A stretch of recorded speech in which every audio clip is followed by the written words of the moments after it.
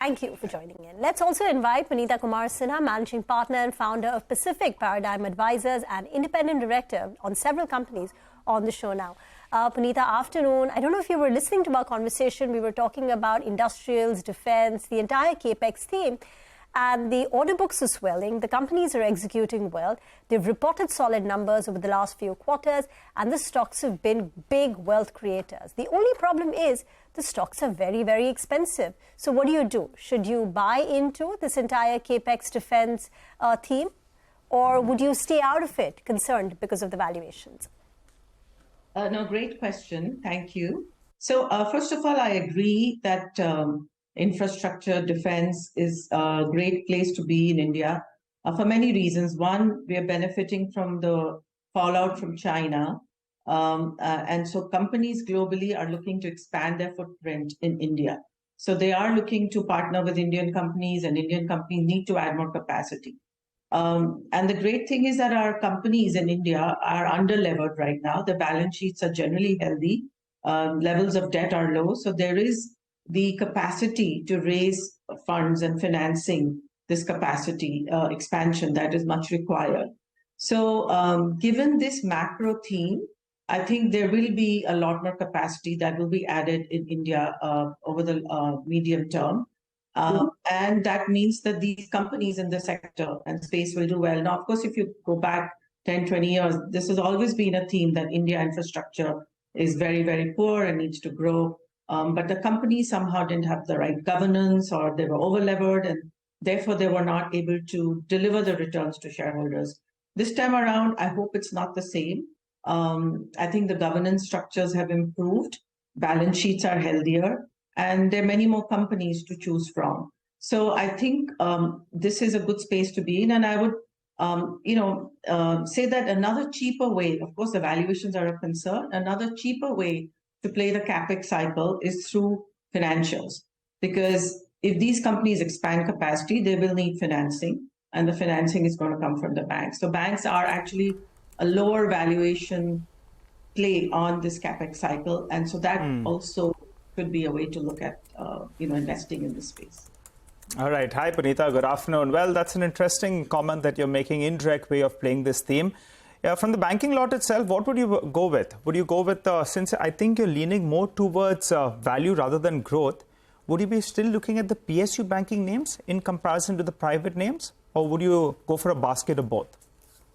In general, I would say that India's, while India is not the best performing market this year, if you look at the indices, the large cap indices, or, just the standard indices, we are, even within Asia, other than China, Hong Kong, which are down, Korea, Taiwan are, Taiwan in particular is up more than India, and some of the other Latin American and other EM markets are up more than India.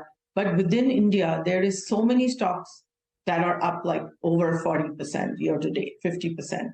So valuations, although are not at peak levels, India's traded historically at higher valuations than it's trading today. But we are, close to the range of on the higher side. So in a scenario like this, where earnings are now behind us, the earnings season is pretty much over. And what is going to drive the markets is very much what's going to happen in Jackson Hole, what's going to happen globally, what's going to happen in China. So there is a lot of global macro that is going to come back into focus. In a situation like that, well, we should definitely have a growth-focused portfolio. I think on the incrementally, one should be looking to add to value stocks. And in that, I put PSUs overall. So we heard the prior guest talk about BHEL and PSUs. I think PSU, whether it's PSU banks, it's PSU companies and other sectors, I think that's where we still have value and valuation comfort. And so I think those companies can also be an attractive play. Okay. Got that, Punita. Hi, good afternoon. So we spoke about the industrial space, and you gave your views there. Now, let me ask you a broader question in terms of just the right portfolio construct right now, where mid-caps have gone up a lot, large caps are consolidating, and we also have a general election coming up. Let's say if someone were to look at deploying fresh capital now over the next 1 to 1.5 years with that kind of a time frame, what would you advise them in terms of just the broad themes that are a must-have in the portfolio? Well, a must-have is obviously, I said, financials. I think PSUs would be a good place to invest in because of the valuation comfort. I think Capex-related companies, you always need to have some IT and pharma. In fact, those are kind of defensive sectors right now. So I think you have to have a balanced portfolio, and mid and small caps do offer a large number of opportunities, but the valuations on the large caps are a lot better today.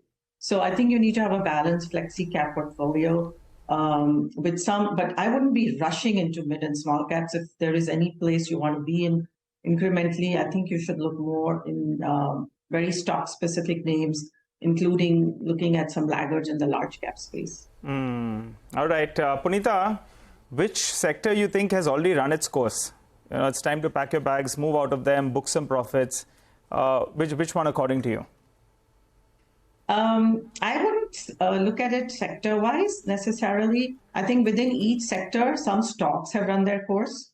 So I think you need to kind of rotate out of those into other names in that sectors. But you know, you can't be out of tech, you can't be out of autos, you can't be out of financials. You really just can't get out of those sectors. They are core to any India portfolio. I think the sectors that perhaps you can still look at from a longer term perspective, given India's growth story and how much their demand there is coming from companies on strategically, you know, manufacturing related, which is chemicals, process, infra, cement, you know, those sectors will still see growth, but you have to be very stock specific. So I would say that there is no particular sector that I'm totally out, you know, saying you should get out of. Okay. All right. Punita, we'll leave it on that note. Thank you for joining in today. Appreciate your time. Thank you. We need to take a very quick break on that note after our conversation with Punita Kumar Sinha. On the other side, all the chatter from dealing room. So we'll have Nimesh joining in, as well as some